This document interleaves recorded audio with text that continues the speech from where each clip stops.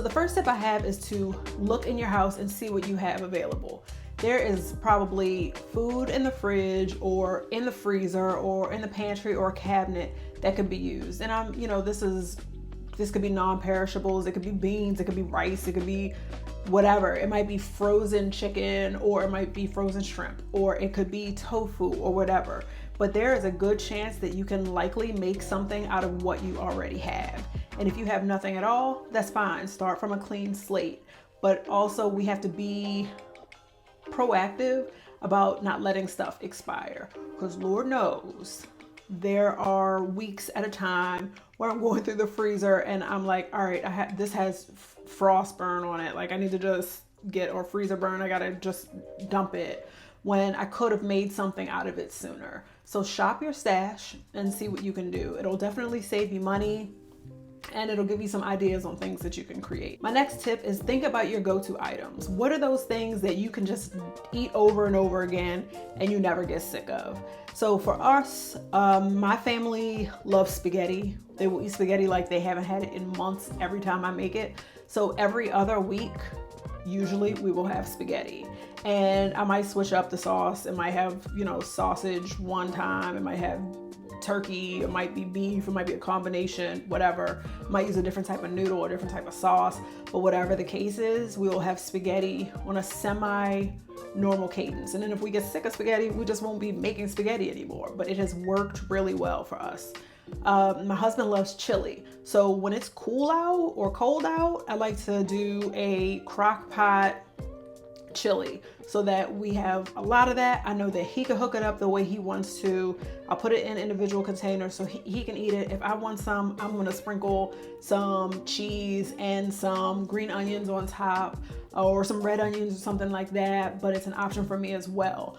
Having those consistent things. Oh, chicken. So we always have some type of chicken. If it's grilled chicken, sauteed chicken, it might be chicken thighs, it might be chicken breasts, or half chicken, whatever the case is. I always like to have a lean protein available for my husband, but my kids will eat it too. So I might just take that chicken and shred it and make barbecue chicken sandwiches out of it. Or I might end up shredding it and making chicken tortilla soup. But having the option of a grilled chicken all the time, I know is a good default for anybody in the house. We might take that and throw it over rice and eat that, rice and beans, and that's a meal. So thinking about your go-tos are an easy way to have at least one thing that you're able to make in your meal plan.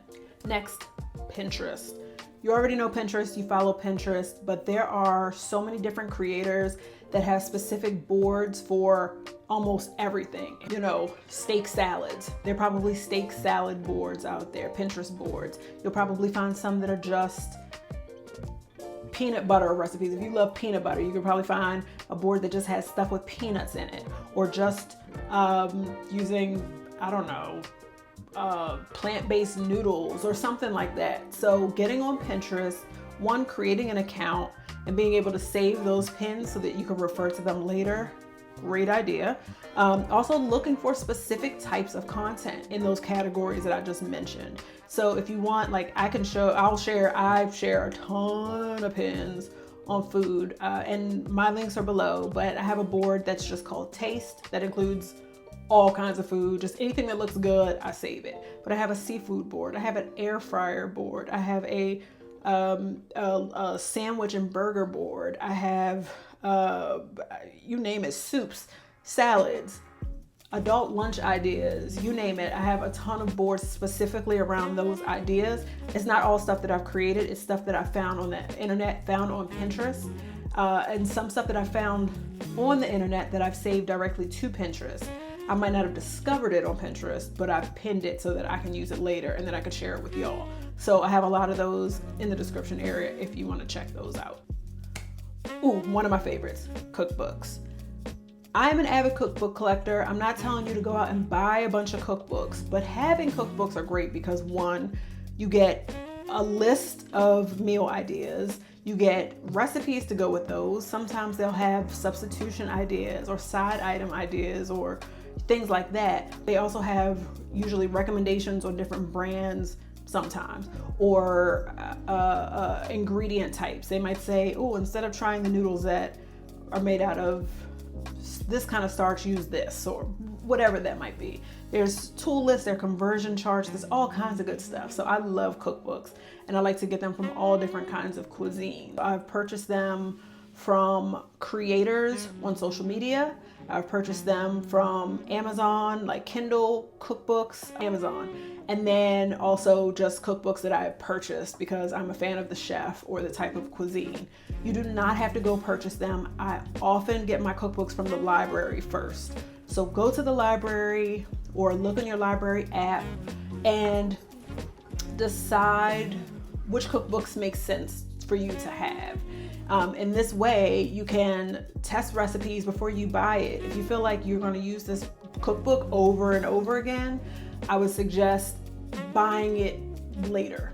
There are a few cookbooks that I own now, and I knew I needed to buy them because I would get them from the library over and over, and I wouldn't want to get them dirty from like cooking from them. And, you know, your cookbooks get messy, they get wet sometimes, or you might spill a little something or whatever. So consider that. But if you have a library app, there are a lot of them that you can just download as ebooks, and you can get the ideas from there. So I have cookbooks that are just for grilling, just for smoking. I love my Ina Garten. So one cookbook that I live for is Rodney Scott. I can't remember, World of Grilling. I can't remember what it's called, but he's got amazing recipes in there. I almost want to cook the entire book, and I've cooked my way through a lot of them. New York Times has huge compilations of cooking, of recipes from years and years. So I have some of those books. Joy of Cooking, Sylvia's Cookbook. I mean, the list goes on, but great way to find things to eat. So another fun idea that might inspire you is looking at restaurant menus. So going through on like DoorDash or Grubhub or Uber Eats or whatever you might have that's local, or just looking up your favorite restaurants and finding out their menus, you will find so many different ideas for appetizers, salads, lunch menu, dinner, all kinds of stuff that you might be able to incorporate at home. I had a delicious steak salad when I went on vacation a few weeks ago, and I'm like, I could make a salad that is just as good. I mean, this is a house salad with a ribeye on top and some blue cheese crumbles and some fried onions. I'm like, I could make that at home. It is not going to taste exactly the same as the restaurant. I don't have their recipe, but I could create something that is going to be really good. That's going to hit the spot no matter what. And if it doesn't hit the spot this time, I can work on the recipe and try to make it better, or find other recipes that might hit the spot.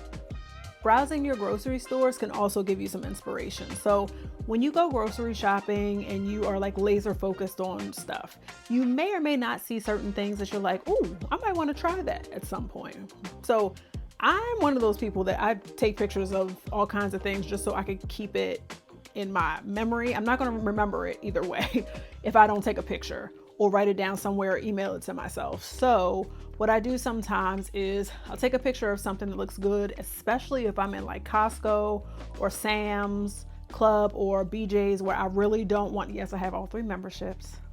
We're going to talk about that soon because there's a big difference between all of them, and I love them all for different reasons. That's another video. So sometimes if you decide to create an album on your phone or email it to yourself or put it in Pocket or wherever else that you collect all your recipes, and look through them and see the things that interest you, because you might decide to get them. Now, one thing that I just tried, that I just purchased from the same method, was the seafood in a bag by Aldi, which sounds a little skeptical. I know. But I'd seen too many reviews on TikTok that made me want to try it. So I went ahead and bought it. But the first time I'd actually found the actual bag, I picked it up in Aldi. I looked at it. I took a picture of it to remind myself that I wanted to look for reviews later.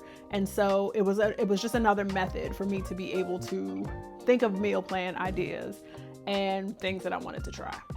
Influencers, vloggers, this whole category.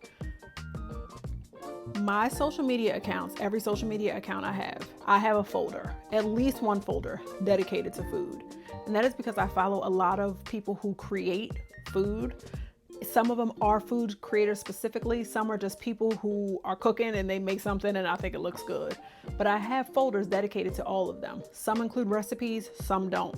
A lot of them measure with their heart. A lot of them give you real recipes. Either way, going in and looking at those food categories, those saved items, will be so beneficial in the long run, because you'll see the process usually, or you'll see that end result and it's like, oh yeah, I want to make that.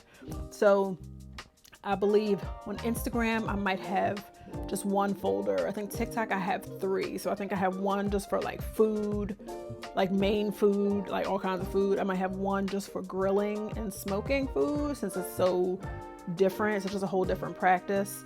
And I probably have one for like liquor, like alcoholic drinks that I want to make and stuff like that.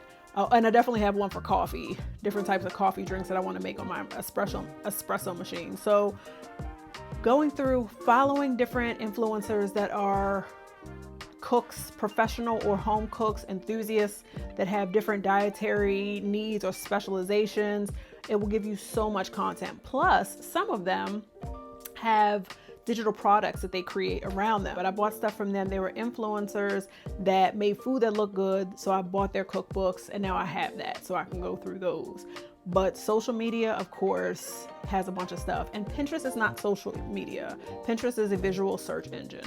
So it is good. I separated those for a reason. And I also want to talk about dedicated food apps. So I have subscriptions to a few apps that literally only do recipes. And there's a lot of stuff out there, but I subscribe to New York Times Food. I've found, it's just top tier recipes and content from such well-established recipe developers. So I love that.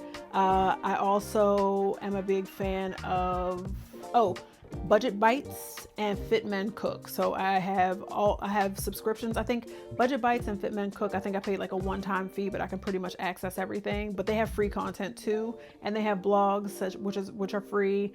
And then Epicurious, which is Bon Appetit, which I get a subscription for, and a really cute tote bag with that subscription. But I have a subscription to that as well. So I go through that. I save recipes to those, once every couple of weeks. But now I have, dozens, if not hundreds probably at this point, of recipes saved, so that there are all kinds of ideas in there, obscure ideas, general ideas, that kind of thing. And also, along the lines of social media, I want to shout out the bloggers. There are so many food bloggers out there with really, really great content. So I like to save their content as well. And there are certain bloggers that you just know are going to have tried and true recipes, and it's just going to fit your style and, your family's style. So, there's so many bloggers out there. It's too many to name, but they are a great source of recipe ideas as well. ChatGPT. How can I not mention ChatGPT? AI, of course, is taken over in so many different ways, and it takes no time at all to go to the ChatGPT website and type in what you want, and then it'll recommend. So the more that you talk to it, the more that it will give you, and you can do a lot with ChatGPT.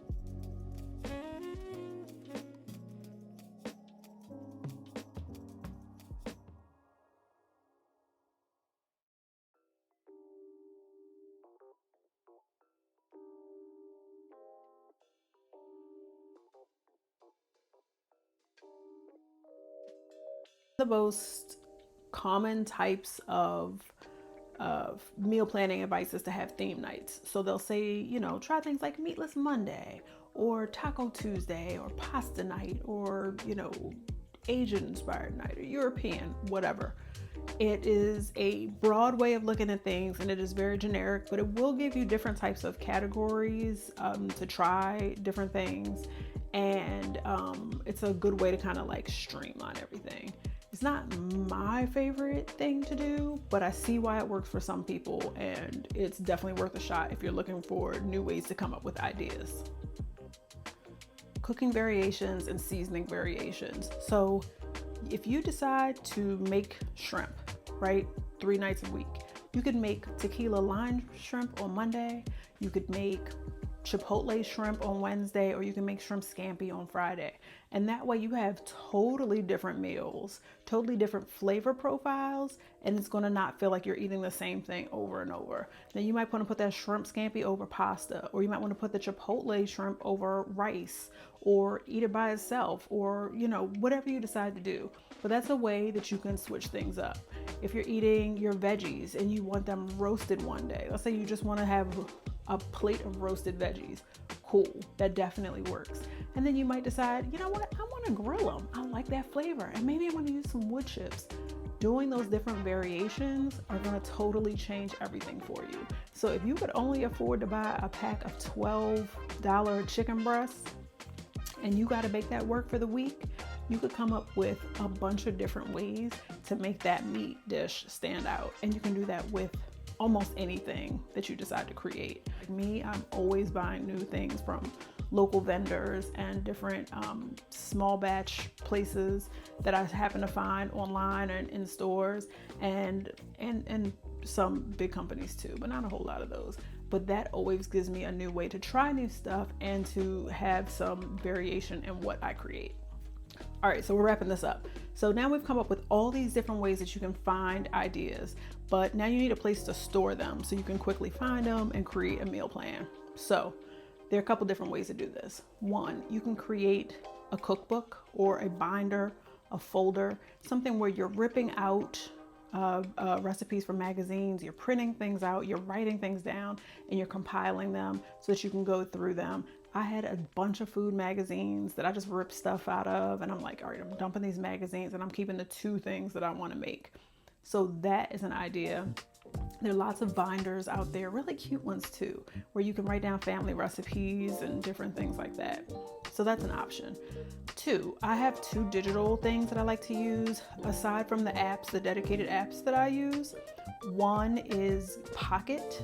It's, I think, getpocket.com, but it's a place to just bookmark things on the internet, and I literally only use Pocket for food all the time. So if I find a blog, a Pinterest post, whatever I might find, I have the app on my phone, so I go to share it, and then I can go save to Pocket, or I have the extension on Chrome.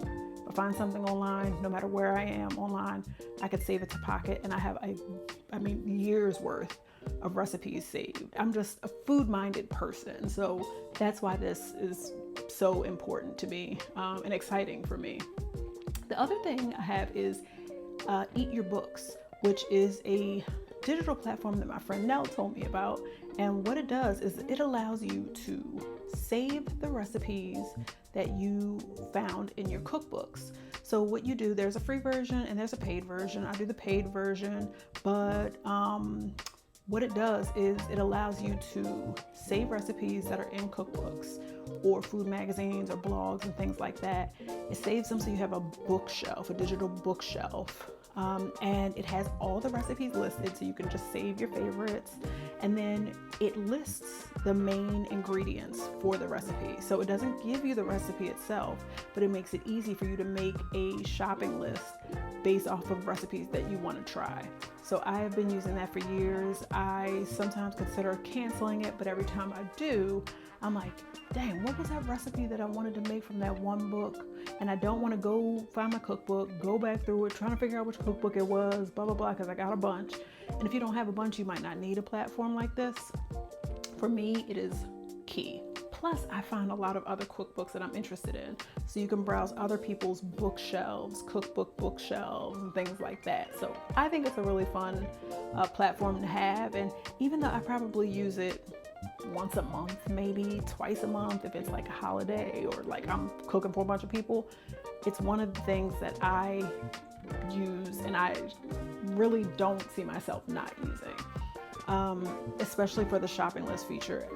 Ooh, and the home menu. So if you follow me on YouTube already or social media, you will probably see the printout that I make that has a home menu on it. And I put that on my refrigerator using a magnet, and it is a way for me to romanticize having food at home. It is so unnecessary. I can write it out on a piece of paper or on a sticky or, I don't know, where else I want to, but having that piece of paper and it looks beautiful, it really kind of gets me excited about eating at home. I don't really know how to explain it, but I saw somebody else on TikTok do it, and I've just been writing my meal plans on a whiteboard on the wall, and I love this so much more. So I have my template available in the description box. It's free.